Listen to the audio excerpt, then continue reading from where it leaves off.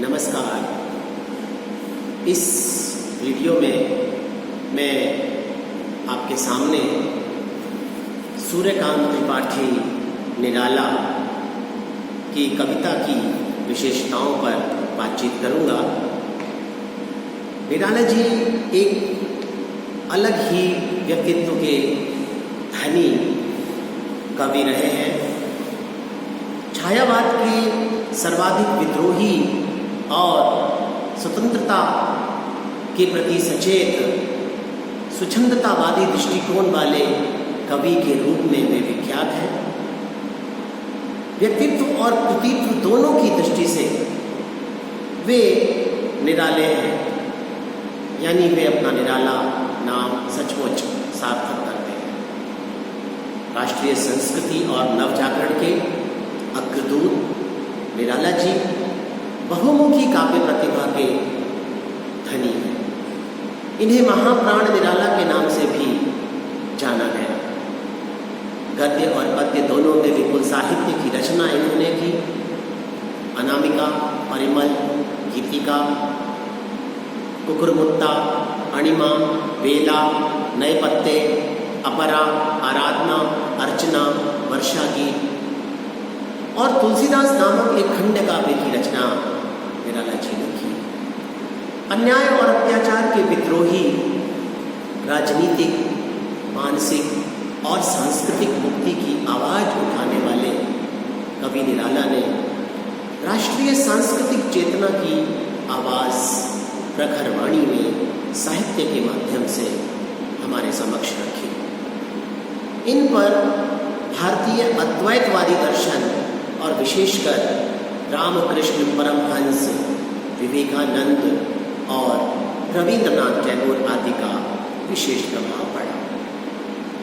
साहित्यिक अवदान की यदि बात करें और उसके महत्व की यदि बात करें तो हमें इनकी कविता की विशेषताओं पर बातचीत करनी होगी। इनकी कविताओं की मुख्य प्रवृत्तियों में यदि सबसे पहली चीज उभर कर सामने आती है तो वह है देश प्रेम और राष्ट्रीय जागरण। निराला की कविता देश प्रेम और राष्ट्रीय भावना से, मातृभूमि के प्रति अनुराग से भरी पड़ी है। कवि हर तरफ से, प्रत्येक कंठ से जन्मभूमि की पुकार को सुनना चाहता है। अपना पूरा जीवन, पूरी शक्ति, पूरा श्रम राष्ट्र के लिए लगा देने की इच्छा रखता है। कठिन परिस्थितियों को झेल सकने, प्राण न्यौछावर कर देने की कामना जैसे निराला का लक्ष्य है। बाधाएं आए तन पर, देखूं तुझे नयन मन भर, मुझे देख तू सजल त्रिगों से, अपलक उड़ के शतदल पर। इन पंक्तियों में निराला अपना सर्वस्व न्यौछावर करने की बात करते हैं। राष्ट्रीय उद्बोधन परक जागरण गीत लिखते हैं। राष्ट्रीय जागरण का स्वर उनकी बहुत सी रचनाओं में मिलता है। राम की शक्ति पूजा, शिवाजी का पत्र, जागो फिर एक बार, तुलसीदास, इस प्रकार से बहुत सारी कविताएं हैं जो कि इसकी साक्षी है। जागो फिर एक बार, प्यारे जगाते हुए हारे सब तारे तुम्हें, अरुण पंख तरुण किरण खड़ी खोलती द्वार, शेरों की मांग में आया है आज स्यार, जागो फिर एक बार, जागो फिर एक बार। देश प्रेम के साथ साथ प्रकृति सौंदर्य भी उनकी कविता में बहुत अच्छे प्रकार से देखा जा सकता है। छायावादी अन्य कवियों की तरह इनके काव्य में भी प्रकृति प्रेम, देश प्रेम का पर्याय ही है। इनका प्रकृति प्रेम, देश प्रेम में एकाकार होता हुआ दिखाई पड़ता है। भारत के प्राकृतिक भूगोल के अंदर भारत माता की कल्पना वास्तव में नव जागरण के साहित्य की गौरवमयी उपलब्धि है। भारत के बौद्धिक, सांस्कृतिक, प्राकृतिक समृद्धि और विजय की कामना से युक्त होकर कवि का कहना है, भारती जय विजय करे, कनक शस्य कमल धरे। ऐतिहासिक और सांस्कृतिक कथ्यों और पात्रों के माध्यम से वे राष्ट्रीय भावना को जागृत करने का सफल प्रयास करते हैं। तुलसीदास राम की शक्ति पूजा, महाराज शिवाजी का पत्र, इस विषय की बहुत जानी मानी रचनाएं हैं। राम की शक्ति पूजा में शक्ति की पूजा के माध्यम से वे अन्यायी, अत्याचारी, दुराचारी रावण रूपी शासन तंत्र को उखाड़ फेंकने का आह्वान करते हैं। राम के द्वारा की गई शक्ति पूजा प्रकारांतर से भारतीय जनता को जागृत करने की प्रेरणा स्वरूप भी है। शक्ति की करो मौलिक कल्पना, करो मौलिक पूजन, जब तक सिद्धि नहीं रघुनंदन।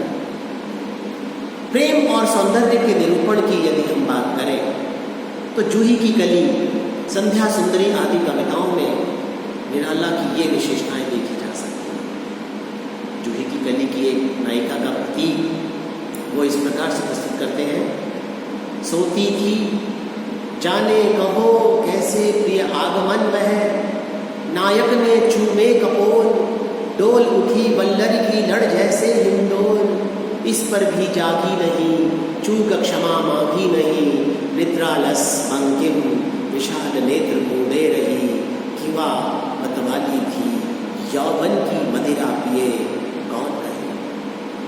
निराला का प्रेम और सौंदर्य प्रायः प्रतीकात्मक और सांकेतिक रूप में मिलता है।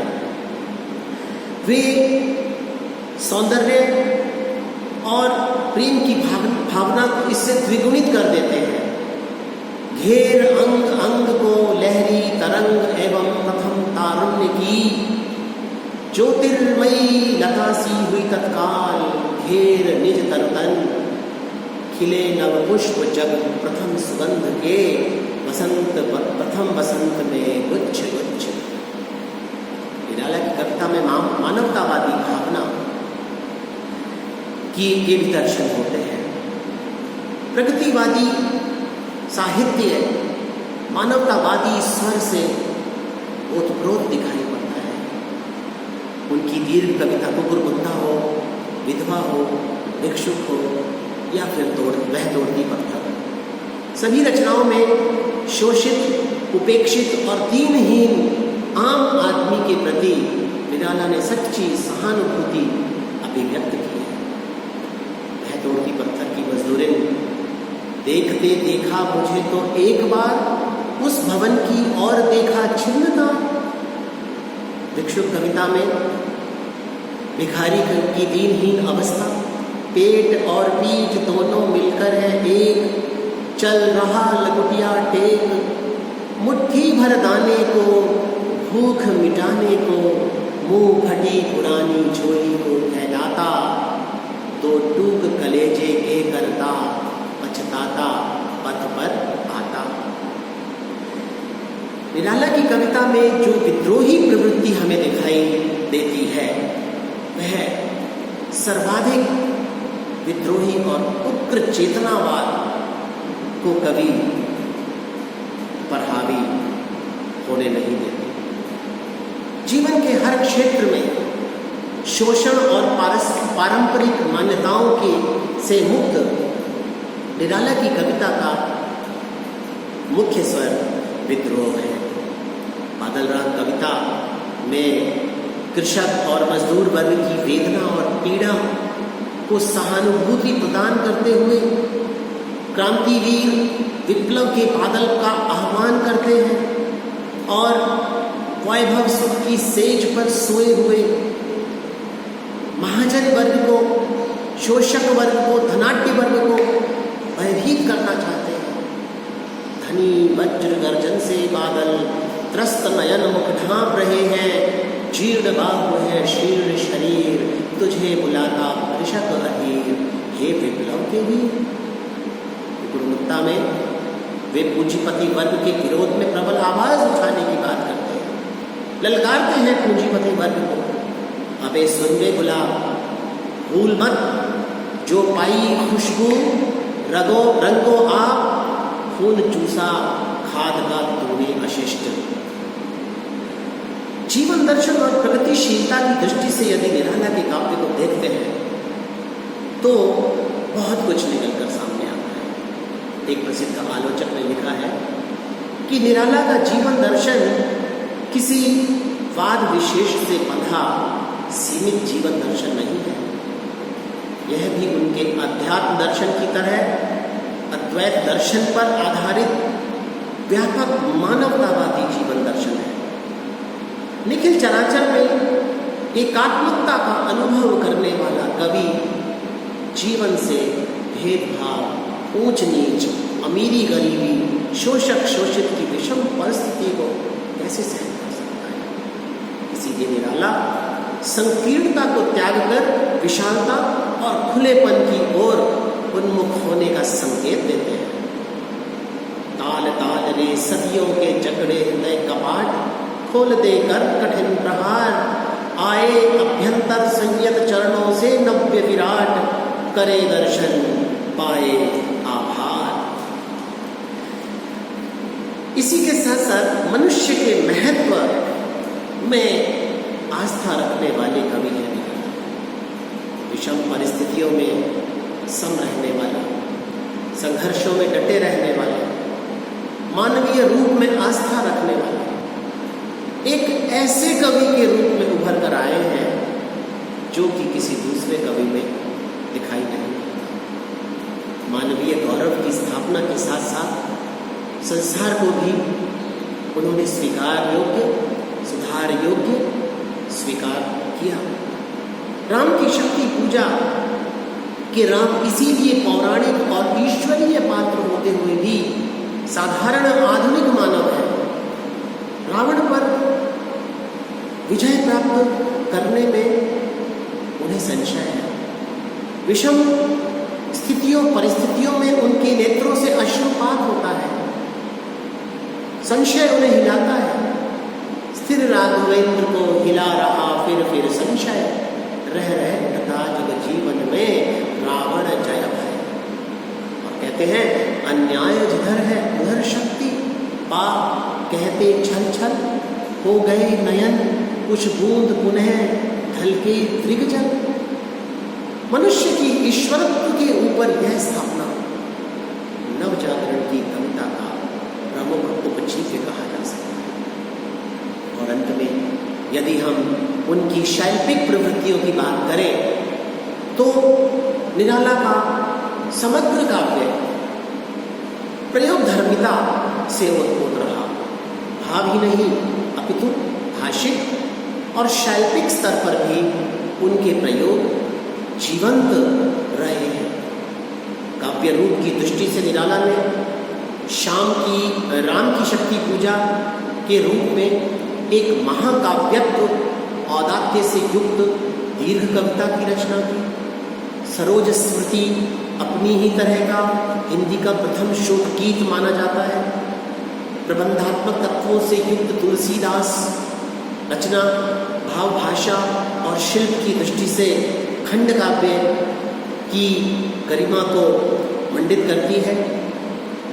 विद्रोही प्रवृत्ति के निराला ने जूही की कली से मुक्त छंद का प्रवर्तन किया। तुलसीदास काव्य और राम की शक्ति पूजा काव्य के रूप में तुकांत और व्यवस्थित छंद विधान का पालन भी उन्होंने किया। उनकी काव्य भाषा तत्सम शब्दावली की बहुलता से युक्त है। परंपरा से प्राप्त प्रतीकों और बिंबों में उन्होंने अपनी नवोन्मेषशालिनी कल्पना से नूतन अर्थ कर दिए। व्यंग का पैनापन और सांस बहुल पदावली उनकी विशिष्ट और अपनी शैली है। इस प्रकार यदि समग्र रूप से कहा जाए तो निराला का संपूर्ण व्यक्तित्व विद्रोही रहा है। बंधन को, दासत्व को उन्होंने कभी स्वीकार नहीं किया। अपनी कविता और अपना गद्य दोनों में विषय चयन से लेकर भाव, भाषा, शिल्प, हर स्तर पर वे परंपरा को तोड़ते हैं, उसे एक नया रूप प्रदान करते हैं, उसे एक नया रंग प्रदान करते हैं। परंपरा में जो भी उन्हें अच्छा लगता है उसे ग्रहण करते हैं।